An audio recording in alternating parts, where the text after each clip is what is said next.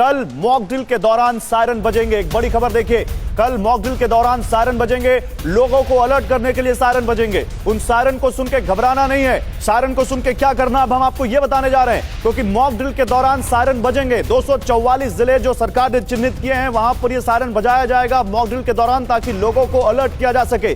लेकिन सायरन बजता क्यों है, सायरन बजने के पीछे का आखिर मकसद क्या है, और सायरन जब बजे तो हम आम नागरिकों को क्या करना चाहिए, इसी पर हमें बात करनी है। आइए जल्दी से मैं आपको बताता हूं, 7 मई के दिन जब सायरन बजेगा, कहां लगाया जाता है सायरन? प्रशासनिक भवनों में, पुलिस मुख्यालय में, फायर स्टेशन में, भीड़ भाड़ वाले इलाकों में, इन सब जगहों पर ये सायरन लगे होंगे। हो सकता है आप इनमें से किसी एक जगह हो। और सायरन की आवाज कितनी होती है? 2 से 5 किलोमीटर तक इस सायरन की आवाज सुनाई दे सकती है। 120 से 140 डेसिबल की आवाज संभव है। सायरन बजा तो क्या करें? सुरक्षित जगहों पर जाएं। 5 से 10 मिनट में जो सायरन जहां पे बजने के बाद जो जगह खाली करनी चाहिए उसको खाली करें। पहले कब बजा था सायरन? 1971 में बजा था, 1965 में बजा था, 1962 में बजा था। तो अब बहुत टाइम हो गया, एक बहुत पीढ़ी, लंबी पीढ़ी, बड़ी पीढ़ी आ गई जिसको सायरन के बजने का कोई अनुभव देश में है नहीं। अब ये देखिए 5 4 3 2 1 अब आएगा सायरन, डीजे सायरन।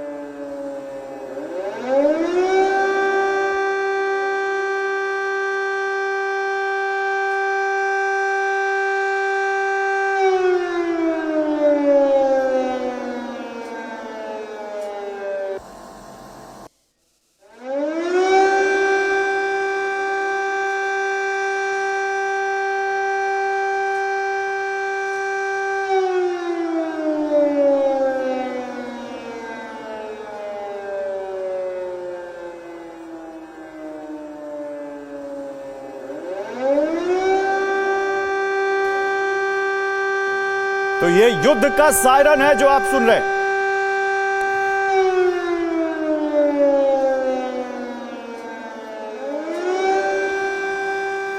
तो ये युद्ध का सायरन है। मॉक ड्रिल ऑन है, डेमो चल रहा है मॉक ड्रिल का। ये मॉक ड्रिल नहीं हो रही है, मॉक ड्रिल का डेमो हम आपको दिखा रहे हैं। अब इसको बंद करते हैं। 5 4 3 2 1 अब इस सायरन को बंद कीजिए, लाइट्स ऑन कीजिए, और अपने एक्सपर्ट से हम बात करते हैं। कर्नल शैलेंद्र से यहां पर अब बात करेंगे। कर्नल शैलेंद्र, सायरन बजा, एक तस्वीर हमने दिखाई। इजराइल में तो लोगों को पता है, उनको तो आर्मी की ट्रेनिंग दी जाती है, उनको मालूम है सायरन बजेगा तो हमारे लिए यहां सरकार ने क्या व्यवस्था कर रखी है।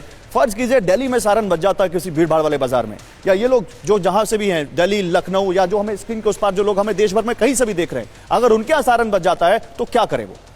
और जय हिंद, नमस्कार। पहले तो मैं ये बता दूं कि ये सिविल डिफेंस नहीं है, ये सिविल ऑफेंस है।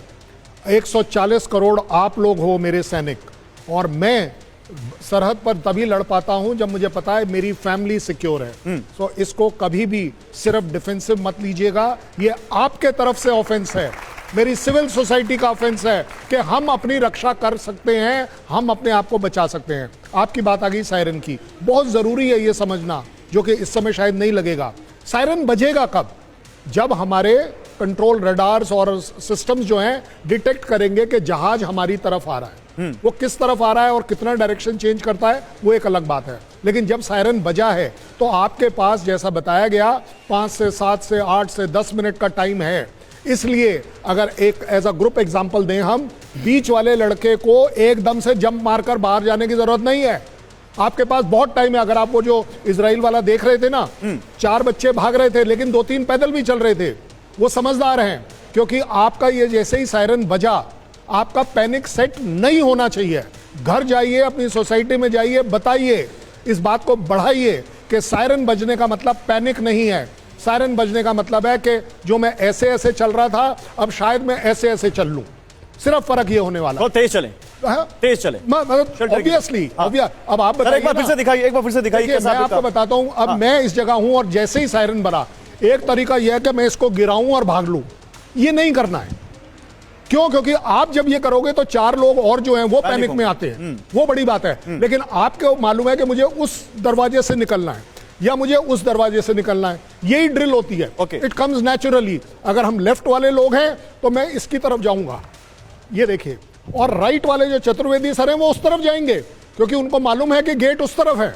तो अगर ये वाले ब्लॉक को एग्जिट करना है यहां से, ये इधर से करे, वो उधर से, ये आपकी सोसाइटी में, आपके मॉल्स में आपको बताया जाएगा, सिखाया जाएगा।